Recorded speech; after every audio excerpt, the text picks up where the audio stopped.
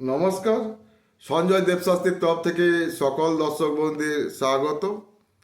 আমি এই ভিডিওতে বলবো মানুষ চেনার উপায়। আপনারা কিভাবে মানুষ চিনবেন, তার আকৃতি, তার মুখ, তার হাত পা, চোখ, এগুলো দেখে কিভাবে মানুষ চিনবেন সেইগুলো আমি বলবো কি দেখে চিনবেন।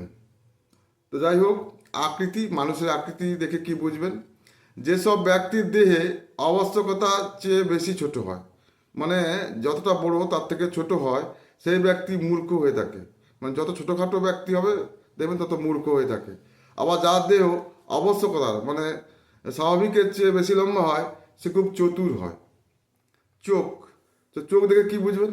যাদের চোখ কটরগত মানে ঢুকে গেছে ভেতরের দিকে, সেই ব্যক্তি প্রতারক এবং এই কার্যে নিপুণ হবে। যদি চোখ দুটি গোলাকার হয় তাহলে সেই ব্যক্তি সাহসী হয়ে থাকে, কিন্তু অপরের ন্যায্য পাওনা থেকে তাকে বঞ্চিত করার যোগ্য হয়। অপরকে ধোকা দেওয়াই তার কাজ। যার চোখ গোল গোল, তার ডান হাতে যে কাজ করে বাঁ হাতে তার বিপরীত করে। যাদের চোখ ছোট তারা নানা রকম মন্দ কাজে ভর্তি হয়। ময়ূরের মতো যাদের চোখ তারা বেইমানি হয়। যারা কথা বলার সময় এদিক ওদিক চোখ ঘোরায় তাদের কথা বিশ্বাস করবেন না। এটা চোখ দেখে আপনারা দেখবেন। মাথা, যাদের মাথা দেহের অনুপাতে ঠিক থাকে তারা বিশ্বাসী হয়। যাদের মাথা দেহ অনুপাতে ছোট হয়, মানে দেহ যতটা মাথা তার থেকে ছোট, এবং চলার সময় ও কথা বলার সময় কাঁধের ওপর এদিক ওদিক হেলায়, তাদের কথা বিশ্বাসযোগ্য নয়। যাদের মাথা চাওড়া তারা ভাগ্যবান এবং বুদ্ধিমান হয়ে থাকে।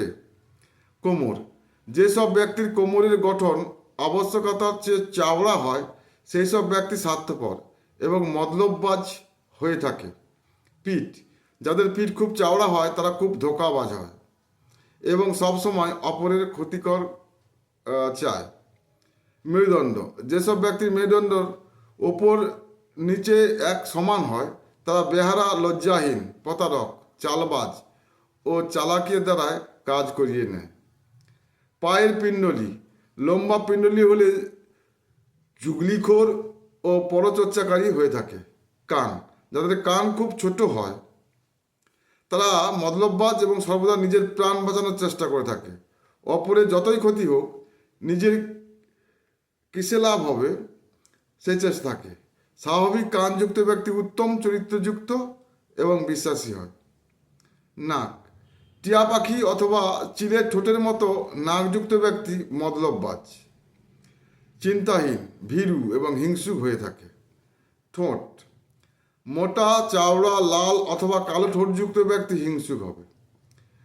কুপথগামী, অসভ্য ও নীচ প্রকৃতির হয়ে থাকবে।